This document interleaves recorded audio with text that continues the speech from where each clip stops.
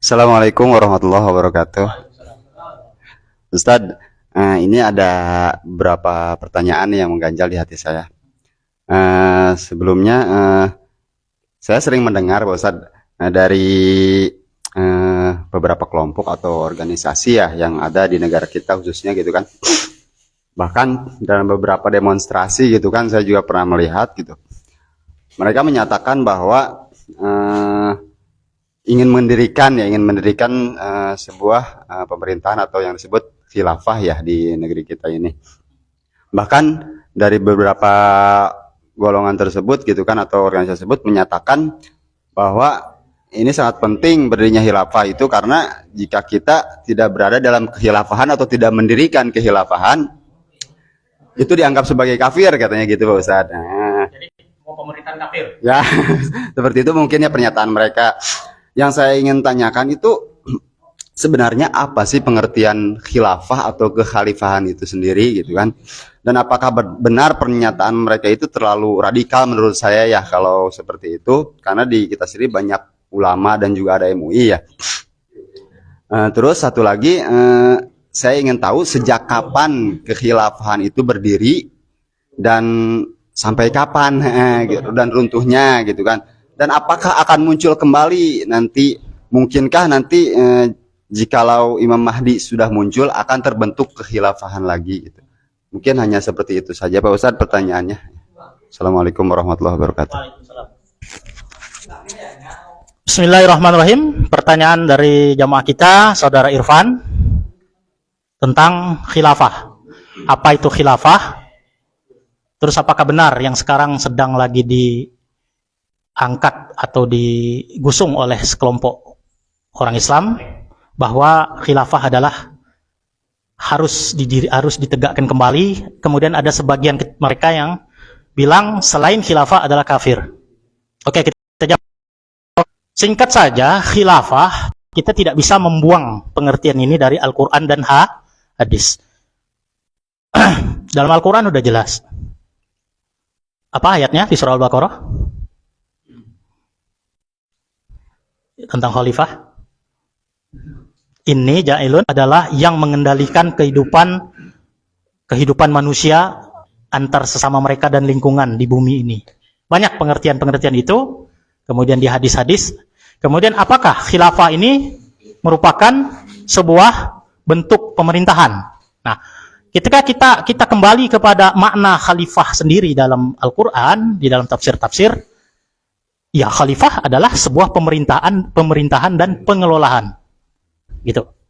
Lalu khilafah yang dikatakan ideal itu apa? Ya, kita kembali lagi di kitab-kitab fikih siasah. Ya. Fikih siasah bahwa khilafah itu adalah kepemimpinan, ya, pimpinan tampuk pemerintahan umat Islam yang internasional, yang terlalu panjang nanti kalau kita bahas kata-kata. Gini aja, ketika Rasulullah SAW pernah juga mengeluarkan hadis statement beliau tentang khilafah. Contoh kan, khulafa ar-rasyidun min ba'di. Bahwa sistem khilafah itu sendiri seperti apa? Secara gamblang. Cuman ada hadis, al-khilafah fi ummati, ya, khilafah, dalam tanda kutip, tidak usah diterjemahkan dulu ini, menurut Rasulullah, dalam umatku itu ada berapa? 32 tahun apa? 30 tahun lebih gitu ya. Gitu. Khilafah. Dalam sebuah riwayat dikatakan khilafatun nubuwah. Nah, artinya akhirnya apa? Ulama-ulama mencoba membuat sebuah batasan-batasan bahwa khilafah kepemimpinan dalam Islam itu yang sifatnya internasional dan itu terdiri dari macam-macam. Ada khilafatun nubuwah. Khilafah kepemimpinan sistem para nabi, Nabi Muhammad. Artinya di zaman Rasulullah. Nah, setelah zaman Rasulullah disebut khilafah rasyidah.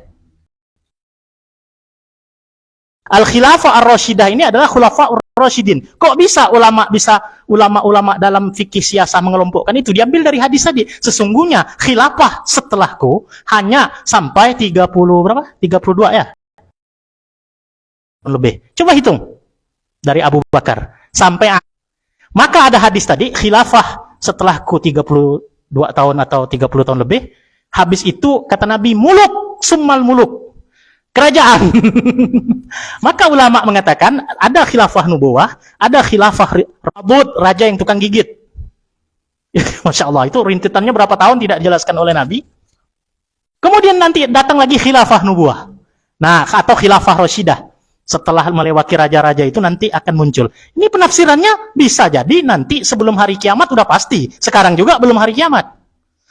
Nah, apakah sekarang bisa muncul? Bisa. Kalau ternyata umat Islam bergabung menjadi satu padu, gitu kan? Dengan konsekuensi kekuatan yang sudah siap, bisa jadi. Benar-benar sebelum kiamat nanti di zaman Imam Mahdi lah sebagai khalifahnya. Gitu kan? Nah, adapun di antara khilafah nubuwah kata Nabi Muhammad tadi termasuklah khilafah Rasyidah yang 32 tahun itu. Setelah itu adalah muluk. Nah, muluk ini kan bermacam-macam. Perangi kata sahabat kalau menemukan raja zalim. Tidak, selama satu tidak melarang azan. Tuh, hati-hati. Ya, yang kedua dalam hadis yang sahih, matuqamu fihi shalah. Selama di masa mereka itu didirikan salat berjamaah, tidak dilarang. Tidak boleh diperangi walaupun mereka zalim, koruptor, penjahat, kritik saja atau nasihat saja. Cuman kalau kritik tanggung sendiri resikonya. Ya kan? Maka ulama-ulama yang kritis berani ambil bagian walaupun penjara atau apa itu. Nah, Rasulullah mengatakan tidak kafir. Kemudian nanti baru khilafah Rasyidah atau nubuwah yang terakhir. Nah, antara raja-raja yang zalim itu, katakan zaman muluk lah raja. Dimulai dari Muawiyah. Saya tidak mengatakan Muawiyah raja zalim, tidak, karena dia sahabat. Walaupun dia punya salah berontak dengan Sayyidina Ali, dalam sejarah para sahabat, mereka adil, tidak boleh kita kafirkan dan tidak boleh kita remehkan. Gitu. Tetapi berontak terhadap Ali. Gitu. Saya tidak mengatakan dia zalim, tetapi ketika Muawiyah mewariskan, katakan khilafah lah, katakan bagi orang yang meyakini khilafah di Muawiyah, mewariskan ke anaknya Yazid, itu apa khilafah? Enggak. Ke Abu Bakar musyawarah. Apa ayatnya? Wa amruhum apa? Syura bainahum. Ya. Berarti apa? Dari Nabi ke Abu Bakar musyawarah sahabat, dari Abu Bakar ke Umar memang Umar. Tetapi kan dia musyawarah. Antara Umar ke Utsman juga begitu musyawarah. Hanya beberapa sahabat yang tidak ikut. Antara Umar ke Utsman, dari Utsman ke Ali juga musyawarah. Bahkan Ali kepada Hasan itu juga permintaan khalayak banyak, bukan karena Hasan Ali sendiri. Tapi kenapa dalam sejarah ditulis bahkan orang-orang yang khilafah itu masih khilafah semua, sampailah terakhir nanti Turki Utsmani yang diruntuhkan oleh Mustafa Kemal Atatürk yang makamnya tidak diterima dalam bumi, makamnya di atas bumi. Benar gak itu? Benar itu, coba lihat di YouTube itu kan, dia agak tinggi itu ini. Kalau Ustadz Somad itu yang nyampaikan ya, mungkin beliau karena pernah ke sana kan. Jadi apa? Bahwa khilafah yang nubuwah dimulai dari Nabi Muhammad, ya, maksudnya nubuwah plus Rasyidah diakhiri oleh Hasan selama 6 bulan ini ya. Khulafah Rasyidin itu khalifah sebatas nama, hakikatnya adalah raja, al-malik ataupun sultan. Cuman ada sultan yang zalim, ada sultan yang adil. Ada yang melewati Umar bin Abdul Aziz adalah raja yang adil. Kemudian di Abbasiyah itu ada Harun ar-Rasyid ya, walaupun tidak sehebat dan Umar bin Abdul Aziz. Nanti dinasti berikutnya banyak itu, sampailah kepada terakhir itu Sultan Muhammad Al-Fatih, penakluk Konstantinopel. Berarti apa? Sultan yang adil, yang hebat. Gitu. Jadi kalau dikatakan di zaman Turki Utsmani itu terakhir apanya? Terakhir Kesultanan Islam. Tetapi Islam kan tidak hanya di Turki zaman itu. Di Indonesia masih kan zaman itu ya? Masih ya?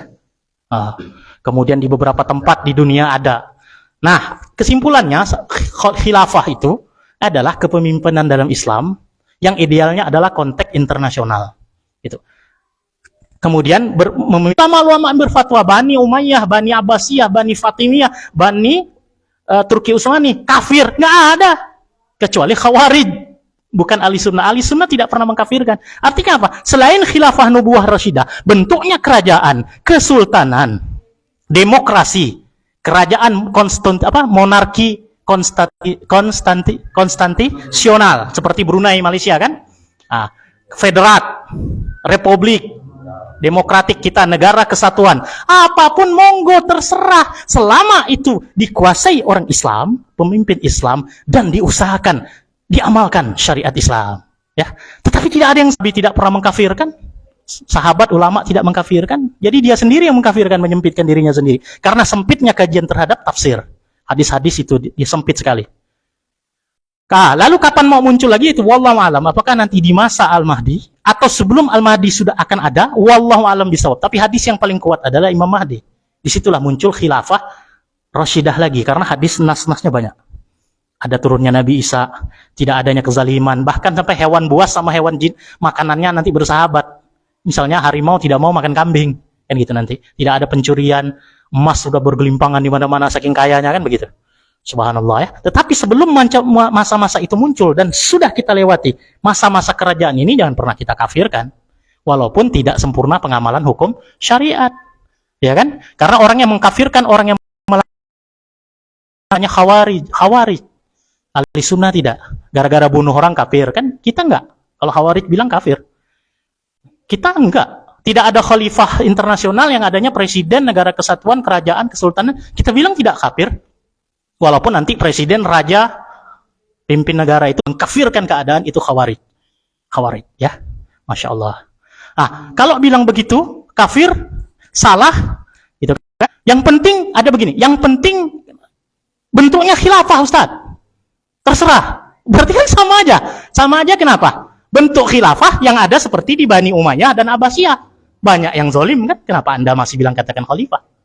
Ya kan? Katakan zaman siapa itu yang parah, itu yang membunuh ulama? Al-Ma'mun ya? Katakan mereka khalifah Al-Ma'mun. Ayo, khalifah kayak apa seperti itu? Bunuh umatnya, bunuh ulama. Kan? Khalifah seperti itu. Ya kan? Keraja bos. Bukan khalifah yang bermakna nubuwah atau rasyidah, tapi kerajaan. Berarti bukunya Sayyid Ahmad Al-Qawanin, Al-Qanun fil Islam, Al-Qanun Al-Islami, kan nanti dalam iktisad, ekonomi, politik. Setelah kesimpulan saya baca, ini menurut versi kelompok mereka. Jadi di situ tidak ada fikih siasah dari Imam Syafi'i, Hanafi, Maliki, Hizbut Tahrir ya namanya, ya HTI itu pernah saya diskusi di Ciputat itu, yang mereka angkat ya kitab imam mereka. Loh, saya kalau banding-bandingkan, saya lebih percaya, lebih yakin dengan ulama-ulama yang mendekati kepada atba'ut tabi'in, tabi'in dan sahabat. Yang kata mereka, enggak dipakai gitu. Ya, pokoknya yang kaitan dengan fikih-fikih mazhab ahli sunnah, yang 4 atau yang 12, atau ulama-ulama ahli hadis fikih yang lain, itu enggak dipakai. Kecuali hadis mentah. Mereka mau pakai hadis mentah yang bukan versi ulama apa gitu. Akhirnya kan salah memahami. Ya itu tadi konteks membedakan khilafah nubuwah rasyidah dengan khalifah yang bermakna raja-raja. Nggak ada titik terangnya. Ujung-ujung yang zalim-zalim pun dianggap khalifah. Ketika Al-Ma'mun dianggap khalifah, kenapa Presiden Soekarno, Pak Harto, Habibie, Mega waktu itu kan lahirnya mereka tuh, khususnya di zaman Mega itu dikafir-kafirin. Kenapa kau anggap ikatan internasional Islam? Sesama negara-negara Islam ada sebuah ikatan kesepakatan, ada sekjennya kan gitu, yang bisa mengatur hubungan internasional, bela bersama-sama. Oh, kan bisa aja makna khilafah seperti itu secara majazinya gitu. Saya sampaikan, mulainya sudah tadi ya, mulainya dari Rasulullah, kemudian muncul lagi nanti akhir zaman.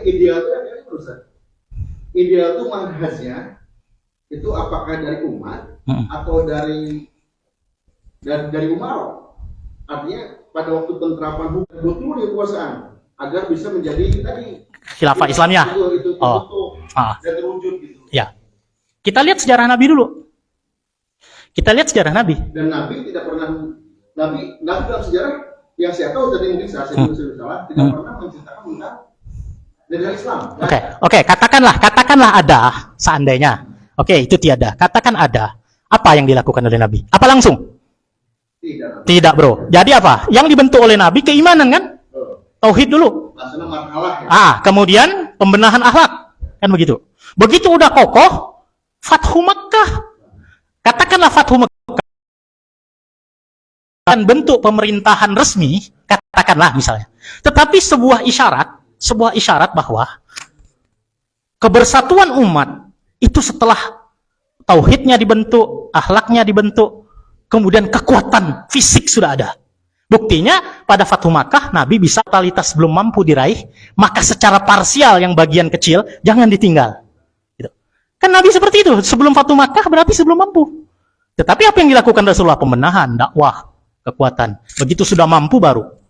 Artinya apa? Artinya apa? Bahwa kita tidak mungkin akan mengelak ketika kita tidak mampu. Kebersamaan kepada non-muslim, bahkan kebersamaan dengan non-muslim tidak hanya ketika kita lemah. Ketika berkuasa pun Rasulullah masih toleran kepada non-muslim. Tetapi ketika Rasulullah belum mampu mengatasi keamanan dan kesucian Ka'bah, Rasulullah mengalah demi keamanan bersama. Buktinya ketika di Ka'bah sebelum Fathu Makkah, berhala masih banyak, Nabi dan sahabat haji biasa aja, tapi nggak ngancurin berhala. Enggak, karena kalau dihancurin, kekuatan belum maksimal, yang ada sahabat dibantai semua.